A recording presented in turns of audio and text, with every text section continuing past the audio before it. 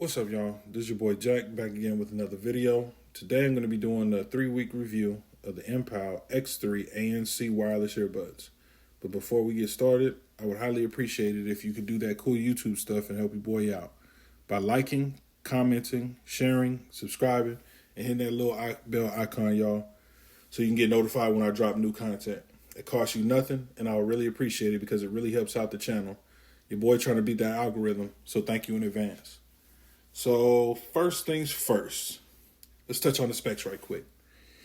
They have active noise cancellation, 4 mics for clear calls, Bluetooth version 5.0, IPX8 waterproof. They are Android and iOS compatible, but they do not have an app. They use USB-C charging. They have 10mm fiber optic drivers, AAC and SBC audio codecs. They claim to have 30 hours of playback with the case and 7 hours of playback with the bud. I got about 29 hours or so and about 6.5 hours per bud. And that's at max volume. So I'm assuming between 80 and 85%, you should be able to hit that advertised mark.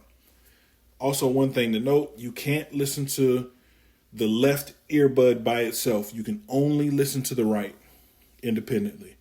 They have low latency for watching video content, and I can confirm that it works seamlessly with no lag at all. The current price as of this video is in April 2021 is $50 after a $10 off coupon. So next up to the strengths. They have deep bass, good mids, and decent highs. Definitely good for listening to music.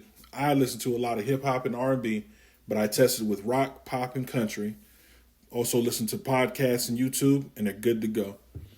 They're very comfortable for extended use, and they're good for the gym, walking, and even some light running. The USB-C, like I mentioned earlier, is definitely a plus, and the touch controls work great. Now on to the weaknesses. And I'm going to be nitpicking a bit, but the highs could be a bit better, but they're definitely passable. And that right earbud thing is a real deal breaker for me because I like having, either or. And the phone quality is decent and it's definitely passable, but nothing to write home about. So now on to my final thoughts.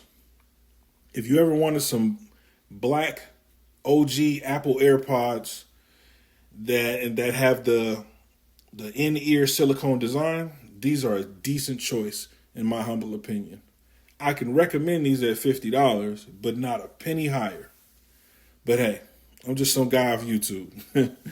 Well, with that being said, I'm not going to take up too much more of your time, and I'm going to get you guys up out of here. Please like, share, and subscribe, and thank you in advance. Y'all take care of each other. Peace.